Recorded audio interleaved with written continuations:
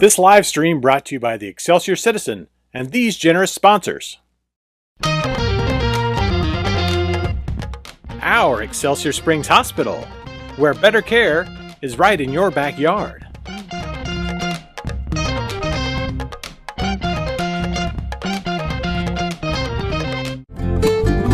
The Simmons Sales Team, your hometown realtors.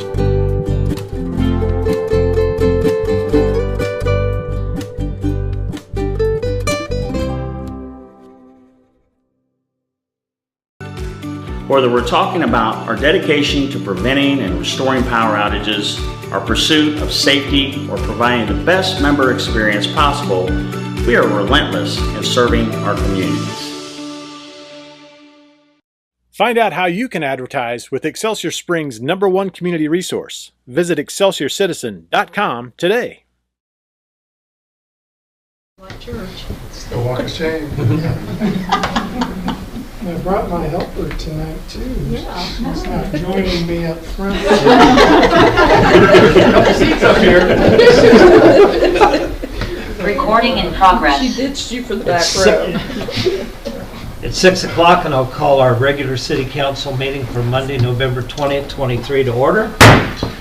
We will open with prayer by Pastor Gary Barkley of Pisgah Baptist Church, followed by our Pledge of Allegiance. Would you join me in prayer? Heavenly Father, we thank you for this day and the opportunity, Father, to be together. We pray that you would just bless our city and watch over us. Be with this great council as they deliberate. God, would you bless them for their service to us? And Father, we pray that you'd just be with the decisions that they make. And God, just be with them in all that they are contemplating for this city. God bless this time. For it's in Christ's name we pray. Amen. Amen. I pledge allegiance to the flag of the United States of America and to the republic for which it stands, one nation, under God, indivisible, with liberty and justice for all. Thank you, Brother Gary. See you. All right, we'll begin with roll call of council members by our city clerk, Shannon Stroud. Councilman Rennie? Yes. Councilman St. John? Yes. Councilwoman Morgan? Yes. Mayor Pro Tem Spear? Yes. Mayor Spawn? Yes. Do we have any visitors who would like to speak to the council this evening? Seeing and hearing none, the first item we need to take care of is to approve the minutes from the regular city council meeting of November 6, 2023. I'll entertain a motion and a second to approve. I move that we approve the minutes of the regular city council meeting of November 6th, 2023. Second. Roll call, Shannon? Councilman St. John? Yes. Councilwoman Morgan? Yes. Councilman Rennie? Yes. Mayor Pro Tem Spear? Yes. Mayor Spawn? Yes. Next item we need to take care of is the consideration of agenda. I'll entertain a motion and a second to approve the agenda as printed. Move to approve the agenda is printed for 20 November. Second. Roll call, Shannon? Councilwoman Morgan? Yes. Councilman Rennie? Yes. Councilman St. John? Yes. Mayor Pro Tem Spear? Yes. Mayor Spawn? Yes. The first item on our agenda this evening is consideration of 2024 golf rates, ordinance number 23-11-07. And I believe Shane Gardner is going to address the council on behalf of this ordinance. Thank you very much. So I don't know how much we filled you in on the process that we go through to do these kind of things, but we look at the information that basically comprised last year.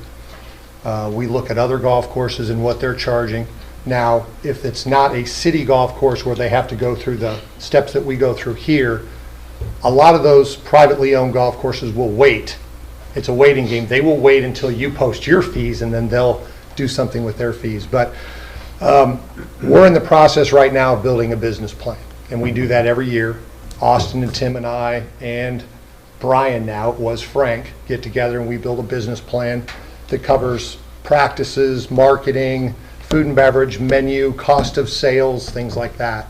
And in one step of that, we go through a survey of competition, and we look at what advantages we have over other golf courses, what advantages they have over us.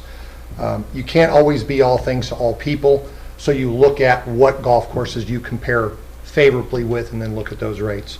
The rates that you've got posted or you've got in front of you, and I know that there was some discussion about other golf courses as well.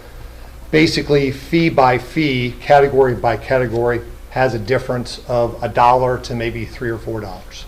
And we've looked at our activity level in those time periods. We've looked at what other golf courses are charging for those types of fees at that time, and we've come to those rate choices. I will tell you that Kansas City, Missouri has already approved their rates for this year. They approved them on November 14th at their Parks Board meeting. So the rates that you have, or you have seen maybe for some of the golf courses for Kansas City, Missouri and Liberty, those rates are approved for next year already. So we know that those are 100%. Same thing with their passes and memberships. So what you're going to see is a little rate increase across the board in certain areas. Also with memberships, you'll see a little bit of an increase. And that's basically to cover the rising cost of what we have to put back into the golf course, whether it be fertilizer, chemicals, labor, things like that. In talking with Tim and Austin in the past, they were kind of reluctant to go up at all, and then you get behind the times and then you're trying to play catch up. We as a company prefer to do this on a regular basis and just look at maybe $1 here, $1 there to make it a little easier than making a big jump later on. So I'll entertain any questions that you might have with that.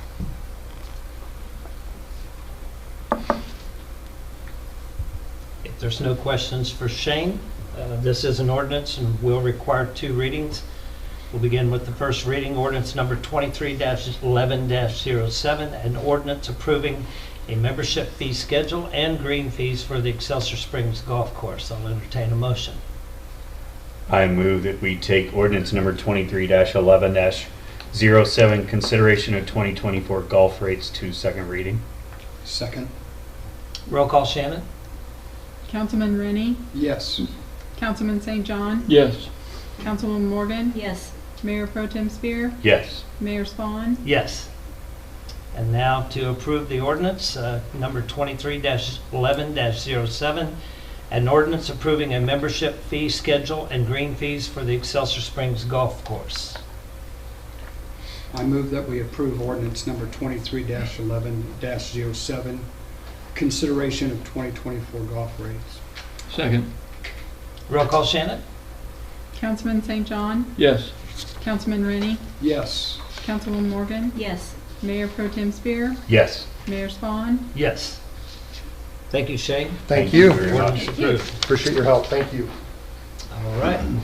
Second item on the agenda is consideration of agreement with Flock Group Incorporated, resolution number 1482. And our Chief of Police, Gregory Dole, will speak to the council on behalf of this resolution. Well, good evening, Mr. Mayor and members of the council.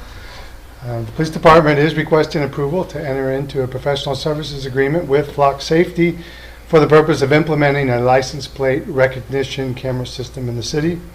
The nexus between criminal activity and motor vehicles is widely recognized, since license plates offer a piece of objective evidence that can be used to gather actionable leads. The information which can be obtained from them is quite valuable.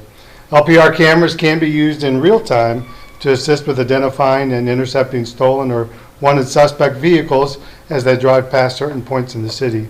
This type of technology essentially provides extra sets of eyes when dealing with time-sensitive cases to help get violent offenders off the street. The department tested and obtained quotes from 3 different LPR system providers, and Flock Safety was not only the most cost-effective, but we believe it also best met our current and future needs. The total cost for year 1 of this professional services agreement is $54,000. If approved, the cost would be paid with monies from the Public Safety Sales Tax Fund.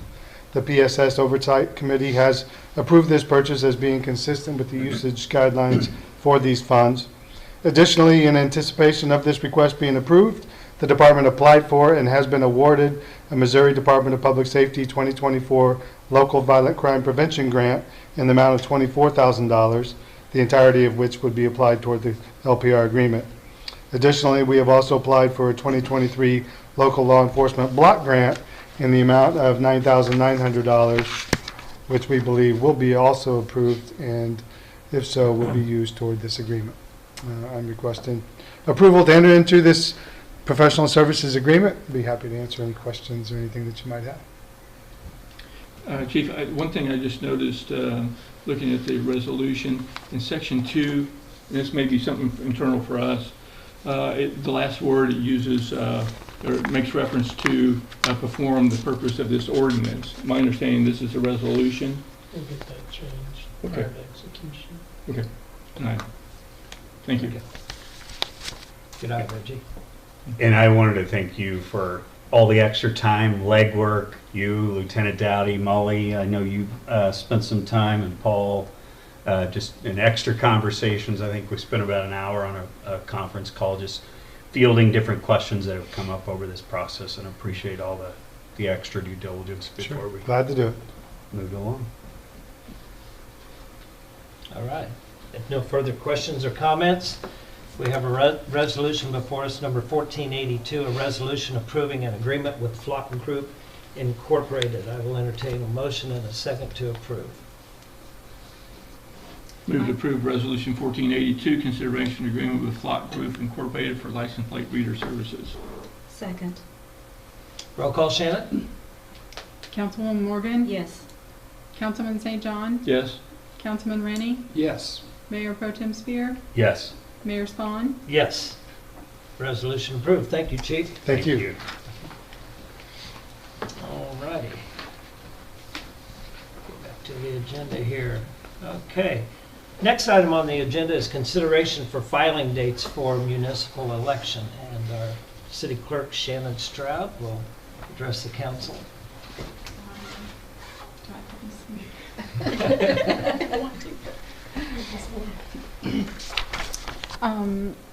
Before you is a letter for filing dates for the municipal election, April 2nd, 2024.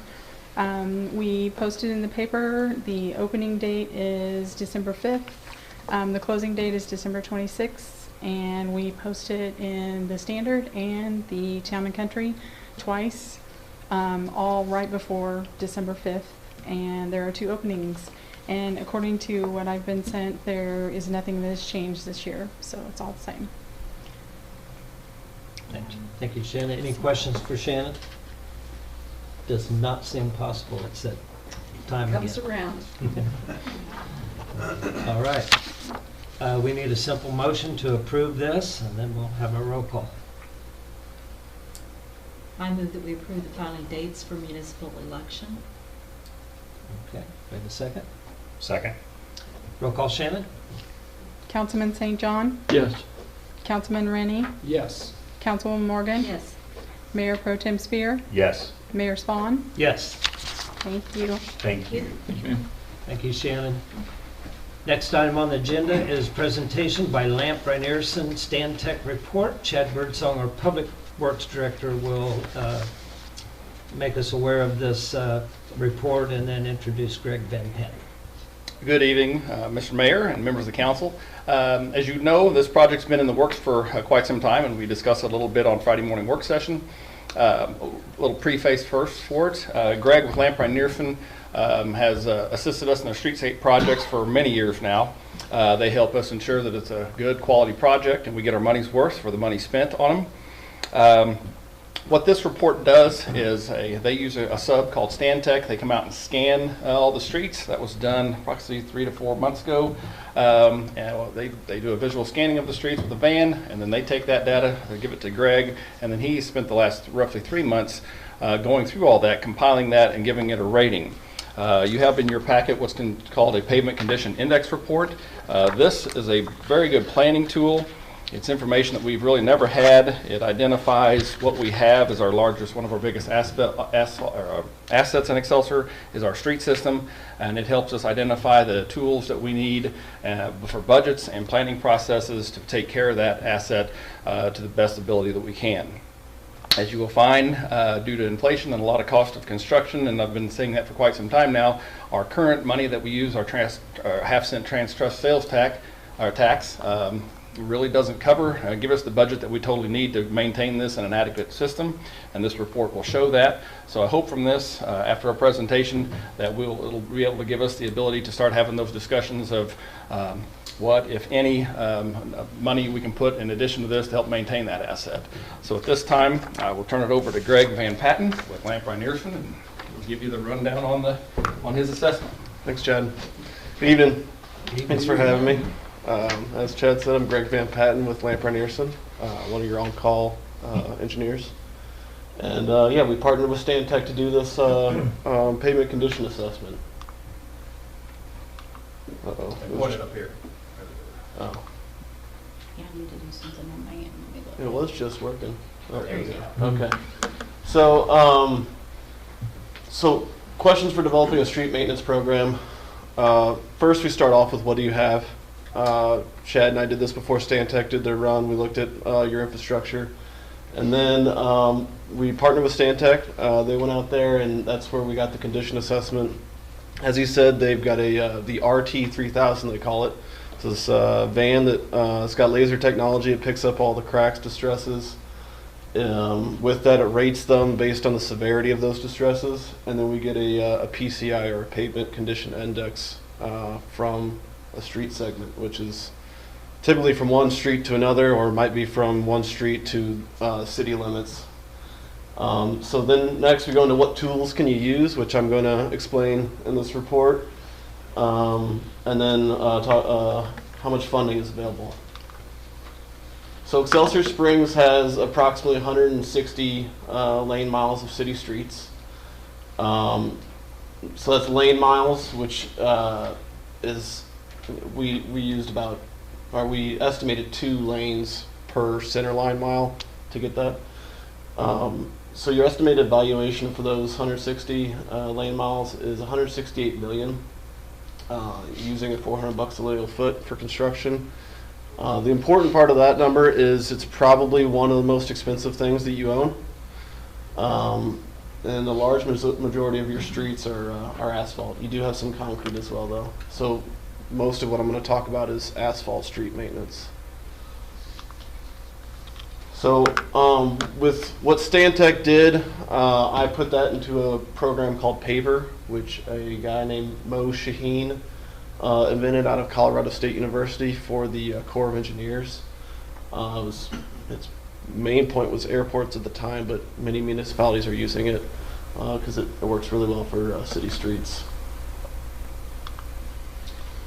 So this graph here, I'd ask that you don't get too caught up in the actual numbers, but the important part, because the numbers change depending on the maintenance you choose to do, the important part is the ratio of the numbers.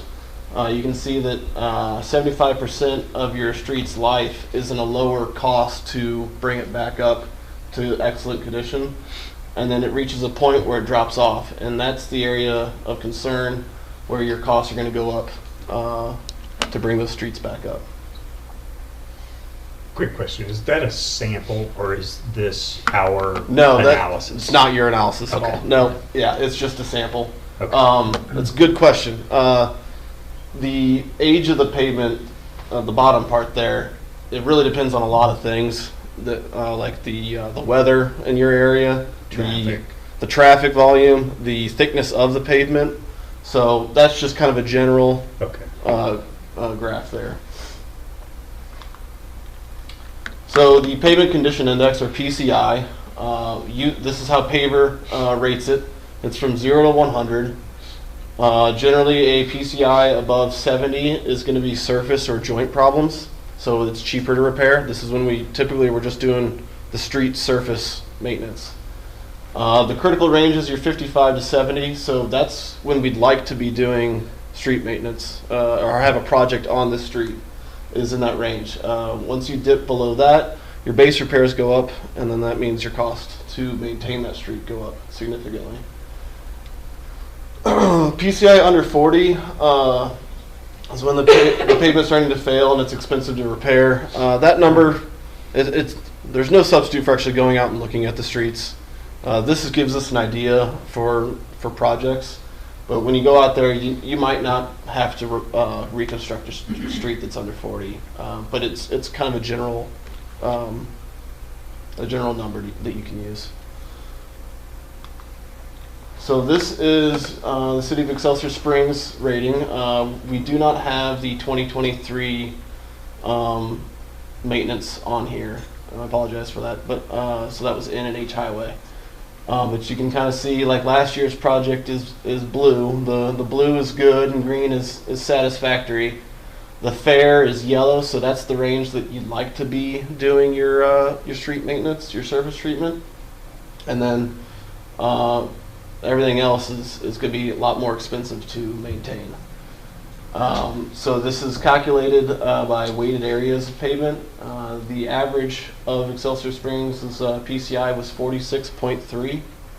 So that's falling in the poor category. And we would like to see that average at around 70 or so, and less streets in the poor or below category. If you got your PCI at 70, your network PCI for the cities at 70. Some of them will be good, and then hopefully by the time streets are dropping into that fair range, you're performing maintenance and they're going back to good.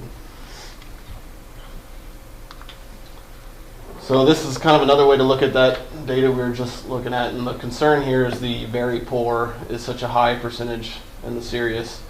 Those are going to be a lot more expensive to maintain. So like I said before, the PCIs are weighted area average on the full street. This run was done June of 2023, and if we didn't do any maintenance for the next 5 years, we'd project your PCI to fall by 6 points. The other thing is it's slow process to turn this around. When you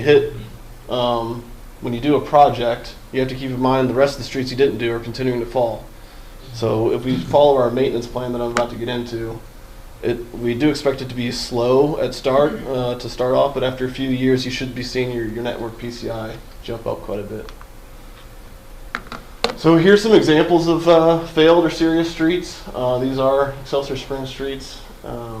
That's what we call alligator cracking. It indicates a base failure. Typically, it's coming through the surface. So typically, if you milled off that surface, you'd probably still see those cracks. And then if you did a surface treatment, those cracks are going to come right back through. Or if you milled it off, you might not see much of anything below it as well. So getting into your toolbox, what are some of the techniques we can use? Some of these we've already started doing. So our recommendation is to hit 8 to 12% of your streets in a given year. So that ends up being about 8 to 12. Or that ends up being that you would come around and hit a given street every 8 to 12 8 to 12 years. So with these maintenance techniques, that ends up being 1.37 million of an annual maintenance budget to do that 8 to 12%. We recommend crack seal and base repair on a yearly basis. Crack seal, you want to perform a year prior to your chip seal if possible, and the base repair as well. And then you also want to crack seal. So crack seal is the number one thing you can do to keep your good streets good. Prevents the water from getting down into those cracks and freezing and thawing. For the cost of it, it's the number one thing you can do to extend your life. And we recommend you doing it every 3 to 5. We recommend you doing it 3 to 5 years after surface treatment. So when you do that after let's say you mill and overlay a street, you come back 3 or 5 years, you do a crack seal. You're just going to extend the life of that street when you do that. So then getting into the surface treatments we recommend, Chip seal is the least expensive technique at 3.7 estimated. Depends on how much square yards you actually do, but that's an estimate. 3.7 bucks a square yard. That's the best bang for your buck surface treatment you can do. Now, it comes with the stipulation that the public doesn't generally like it because they say it's like a gravel street and stuff and such, but it seals up the cracks, and for the cost, it's the best treatment you can do. The lifespan's approximately 8 years. Depends on the street you got. It might be longer than that. Maybe it might be shorter than that. So the next one, UBAS, or ultra thin bonded asphalt. We just did that in Cherry Hills this year. It looks like a mill and overlay. If the average person wouldn't notice, when I'm standing over it, I can tell it's a little bit more open graded. But it dries smooth like mill and overlay. It actually kind of does a better job of sealing up the cracks, and depending on the condition of the street before you did it, it might be a better technique than a mill and overlay. You might get more years out of it. So it's about 10 bucks a square yard. And a mill and overlay, which I don't have up there, but that's about 12 to 15. So this 1.37 is a 50-50 split of the chip seal and the UBAS. So if you lean harder on chip seal, or more on UBAS, that number would change. But the other piece I've got in here is to implement a biannual neighborhood street reconstruction project. This would be separate from the annual maintenance budget.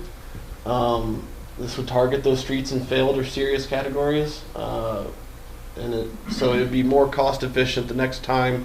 It's going to be a lot up front, but it's going to be more cost efficient the next time you're doing maintenance on those streets after you've reconstructed them. You won't have to come back nearly as frequently, and the repairs will be less substantial. So that's very expensive. It's an estimated $2 million per mile.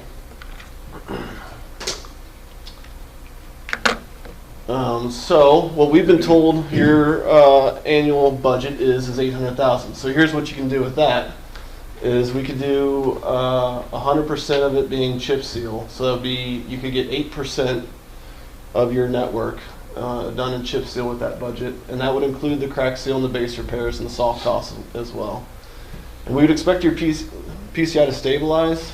It actually might go up because, to be frank, your PCI is very low. Your existing PCI is very low, so it might go up a little bit, but I don't expect it to reach that 70 number that I talked about earlier. Because with doing chip seal, you want to get more closer to that 12% versus the 8% per year. And then another, you could do UBAS, which you could do about 5% of your streets. You could UBAS them with that $800,000 budget. And again, that would include base repair and soft costs. And with doing only 5%, we'd expect your PCI to continue to decline, the network PCI. So we've been doing this maintenance program in the city of Roland Park for some time, I made a few edits to this, but since 2016 we've been doing that, not 2018. They're a smaller city. They've got about half of your lane miles. Their PCI in 2015 was 56. And then we did in 2016 and 2017, we did that 8 to 12% of their streets. And you can see, like I mentioned earlier, it was slow to get that PCI up at first because all the other streets are continuing to decline. Then in 2022, it jumps up quite a bit to 65 network PCI. So their budgets was under 500,000 because they're much smaller. And they've been doing basically the UBAS, the chip seal, and then they've had occasional mill and overlays from fundings, different sources of funding, and then they do the crack seal and base repair as well. And then also the neighborhood street reconstruction program they do on a biannual basis. They do about a half a centerline mile or so. One thing I do want to go right back to chip seal on is the dots have used a limestone aggregate, which is not our recommendation. It's dusty and it's not well liked.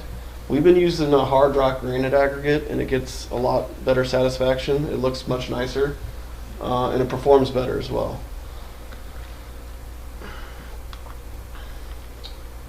So that's another edit I made. The network PCI was a 46.3. Without maintenance, your network PCI would continue to decrease by about 6 points in 5 years, which would move you into the very poor category. The ultimate goal is to lay out a plan to increase PCI values over yearly maintenance to help mitigate costs. We want to decrease the poor category streets and increase the fair and satisfactory groups. This is an example of keeping your good streets good. I probably didn't say that enough, but that's our philosophy. Is we want to target those streets. Actually, can I go back quite a bit here? We want to target the streets that are in the fair and the poor category first, because we don't want those to fall into the very poor. We want to get those back up to good, because then your cost is just going to go up. So you need to get those the fair and the poor back up into good first.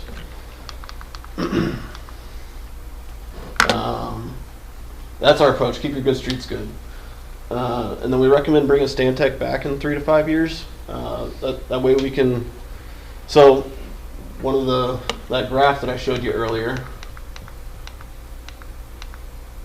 This one, and in the report, I think everyone's got the report in front of them. Mm-hmm. There's a different graph. It's got the same concept, but it's slightly different. It shows when it falls off. Sorry, I lost my train of thought.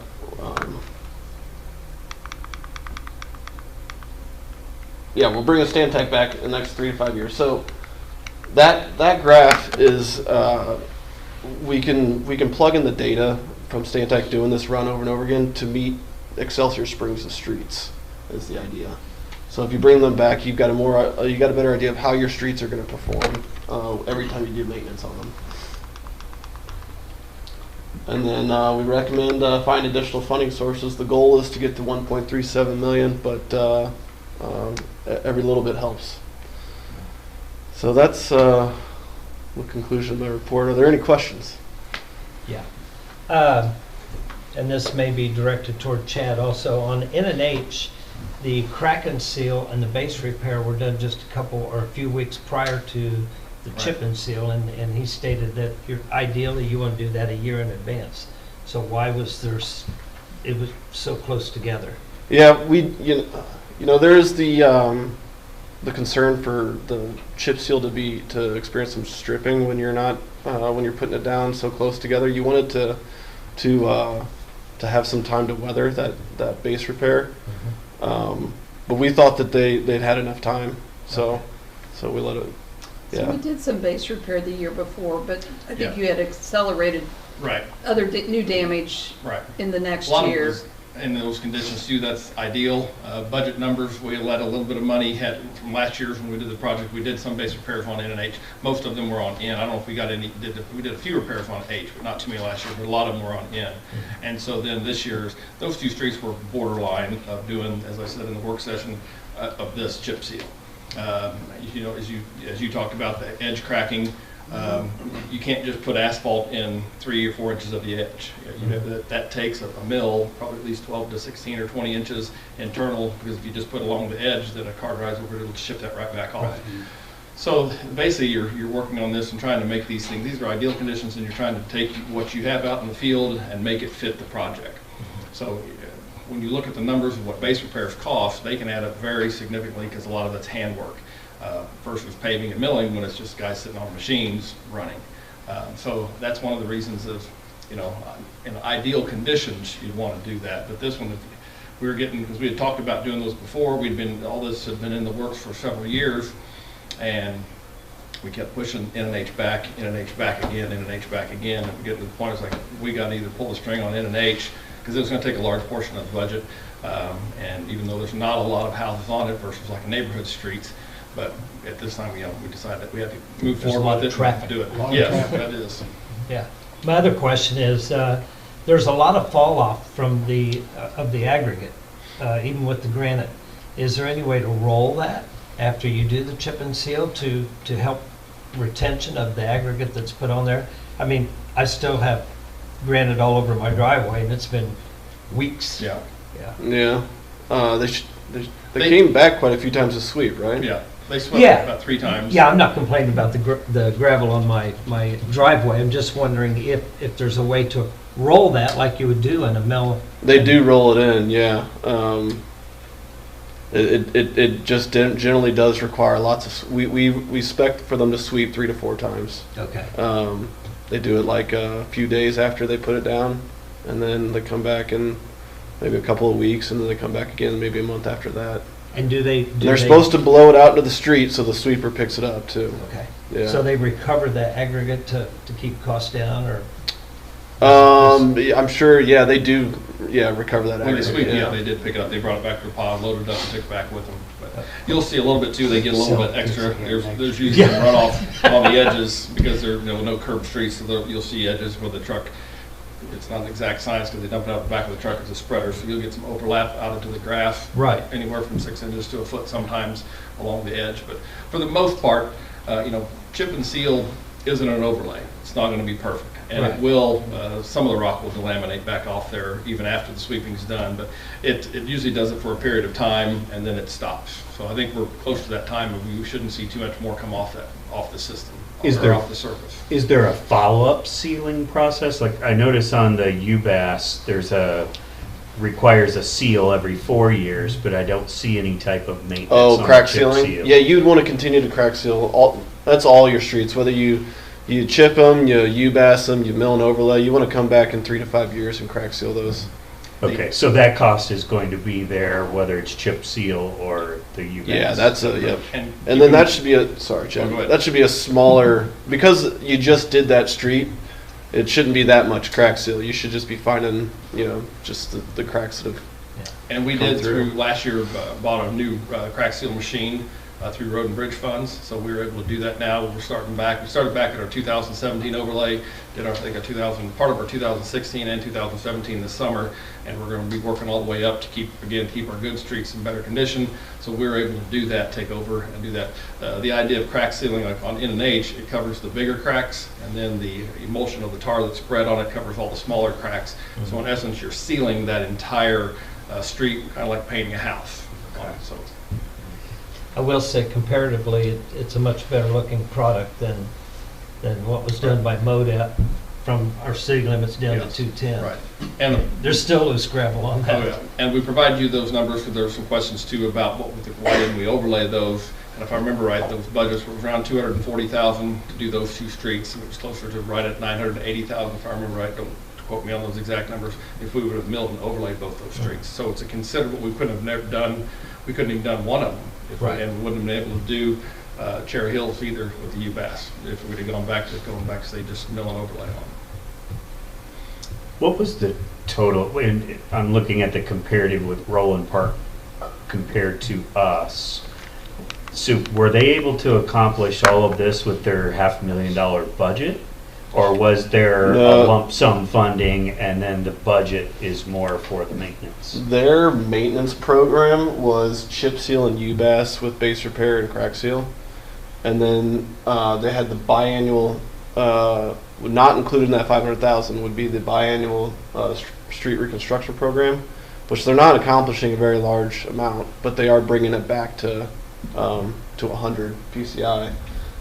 And then they also they have CARS funding and different sources of funding down there. Okay, so it's not just solely this $500,000. No, they've got other. Okay, I was just doing a comparative because they have 62 lane miles. We have 158, so they're at 60% or 40% of ours. Yes, it but has. Yet our budget is only about 60% or 40% greater than theirs. So I was just curious. Yeah, they've got other sources of funding that they supplement with the 500K. Okay. Yeah. Okay. One of the challenges we find too is since our trans trust tax started in the early 80s, many of our streets were oil and chip back then. And as that overlay tax came on, or that half-cent sales tax came on, what we really weren't doing a whole lot of total reconstructions. What they were doing at that time was just get everything black. So they were just overlaying a 2-inch overlay on a chip seal street. So a lot of our streets, what we're finding, weren't ever built to current new standards of today with a 6-inch base and a 2-inch cap of asphalt, giving you a structural base of asphalt to carry trash trucks. What we're seeing, we ran into that when we milled Elm Road a few years ago. You mill off the top and it's just gravel and dirt, 2 inches down. We ran into that on Don and Todd, and those overlay streets turned into reconstruction streets, and that was just about, well, I think 4 or 5 years ago. So what engineers do also is they'll come out and they'll do core tests on these roads to see what does the base tell us from multiple various spots, and that gives us an idea to be able to say what do we need to do to bring this street back and fix these things. So it'll, like I said, this gives us enough information now on these streets, and it gives us a good plan and being able to determine what our best bang for buck on these moving forward on. Yeah, we don't recommend you mill 2 inches off of a street that's got less than 6 inches of asphalt. Because then, like, let's say you got 4 inches of asphalt, you mill off the top 2. Well, the trucks that are trying to construct the next lift are going to destroy that base, and then that's just going to come right back through to your surface. Chad, do we have any idea how many streets we have that would fall into that substandard category? Well, yeah, it would be in the report. I think it was 36%, 33% very poor, and 14%. I mean, far as only have 4 inches of asphalt or whatever. Do we have a clue? No, we don't have, because each time we assess that through the core test on it. Okay. Yeah, we've got some good ideas where they are. It's usually those serious or very poor streets that are in very bad shape. We look at, what project are we going to do this year, and then the first thing we do is we go get cores to see what can we do. Because you could chip seal those streets that have only got 4 inches of asphalt or whatever, or you could. Maybe you could UBAS them. UBAS is a half-inch macro texture. That's what they call it. It's their milling. So you're removing less. So then you've still got more there when you're paving. So the other thing I wanted to touch on was I know I talked about a reconstruction program. An alternative of that, because your dollar just doesn't go very far there, and you do have a large amount of your streets are below poor, is that after we've if you do 8 to 12%, we're going to bring your fair and your poor streets back up to good in just a few years. And then after that point, my recommendation is you chip seal bad streets with the with knowing that it's not going to last as long. You can't really base repair much of those streets because you don't know where to stop. If you're looking at this, you get out there and you just go, where do I stop this base repair? So instead, which I don't have a photo of, like, we would just chip over that for those, and you're probably not going to get 8 years out of that chip seal. Those cracks are going to come back sooner than that, but you might get 4 or 5, and then you're saving money on base repairs. You would base repair the stuff that's like loose or maybe potholes, because the chip won't give you any time if you don't at least address those. But that would be my recommendation. We will be able to, with our RAISE grant, get some new construction that's already programmed. Yeah, that was going to be my question, is how much can we overlap and integrate into RAISE? The new constructions that are called complete streets are Warnell from McCleary Road to, I think, Crown Hill, and then Crown Hill from Warnell to the highway, and then at the intersections on McCleary Road there'll be some portion of McCleary Road also done at Warnell and at Kearney Road, where the roundabouts are being constructed. Yes. And so that will capture a good portion of McCleary Road, but it won't be all of it. I'm trying to think. There's one more.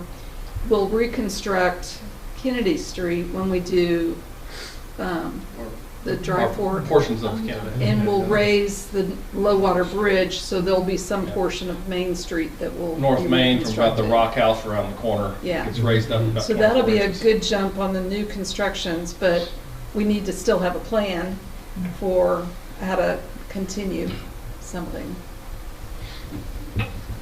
Need some more revenue streams. Yeah. Just a little. Absolutely. Any other questions? Thank you for this. I think this is a really good way to at least have a plan going forward. where we need to focus our attention. Appreciate that. Yeah, we're really excited because we think we'll spend our money more wisely. Yeah. And it will last, you know, the intended length of time as opposed to the wrong treatment on the wrong street because it wasn't good enough to receive the treatment we were applying. Yep. All Thank right. you, Greg. Yeah, thank you. Thank you. Thank you, sir. Go have a And baby. congrats. Go Chiefs. Go Chiefs. All right, next item on the agenda is October revenue report and financials for review. Vonda Floyd, our finance director, will make us aware of the numbers. Good evening, Mayor and Council. Presented within your packet for your review was details of appropriations and revenues for the month of October 2023. Your appropriations are in accordance with the city's purchasing policy and are as follows. Appropriations for October the 15th was $145,051.63. Appropriations for October the 12th, $217,871.71. Appropriations for October the 19th, $140,796.55. And appropriations on October the 25th of $170,032.38. Payroll October 13th, $374,771.24. And payroll on October 31st of $382,930.10 for total appropriations $1,431,453.61. And also within your packet was a 39-page revenue report for the month of October, and total revenues received $1,898,278.14. Glad to answer any questions if I can. It's always refreshing to see that number greater than the Absolutely. expense number. Thank you. Thank you. Thank you. Thank you, Vonda. That needs no council action, so we'll begin with remarks from our city manager. Nothing this evening. All right. Councilwoman Morgan? Nothing this evening. Let's go with Councilman Rennie. Family thoroughly enjoyed our Christmas festivities over the weekend. The weather was perfect and it was a great parade. It was an exciting time. Councilman St. John? Same issue. You know, congratulations to the team that put all that together because it went off really well. It did. Mayor Pro Tem Spear? Nothing else this evening? Thank you. All right. Yeah, I will just echo what Reggie and Gary said. In my remarks before the mayor's Christmas tree lighting, which, by the way, there's only about a third of the lights lit, so I'm not sure who to address that. Maybe it's Christmas committee. But anyway. Part of the deal. That's right. Mayor's tree. So I was driving downtown sometime Saturday morning, or maybe it's Saturday afternoon, and I just laughed out loud with pleasure, because I don't remember a time when all the shops have been as decorated as they were. And we were eating lunch, and my wife and I were looking out the window, and we saw families and babies and children, and it was wonderful. And the parade was great, and of course, you know, it's a beautiful November day when it's 62 degrees out, so that didn't hurt either. But just kudos and thanks to the Christmas committee and everyone who helps make our city beautiful at this time of the year. It does take an army. Yes. So with that, I believe that about wraps up our agenda. So the council has a need to enter into closed session. So I'll entertain a motion. Move to close the meeting pursuant to section 610.021.1, 610.021.2, 610.021.3, and 610.021.12 RSMO. Do I have a second? Second. Roll call, Shannon? Councilman St. John? Yes. Councilwoman Morgan? Yes. Councilman Rennie? Yes. Mayor Pro Tem Spear, Yes. Mayor Spawn. Yes. Session is closed.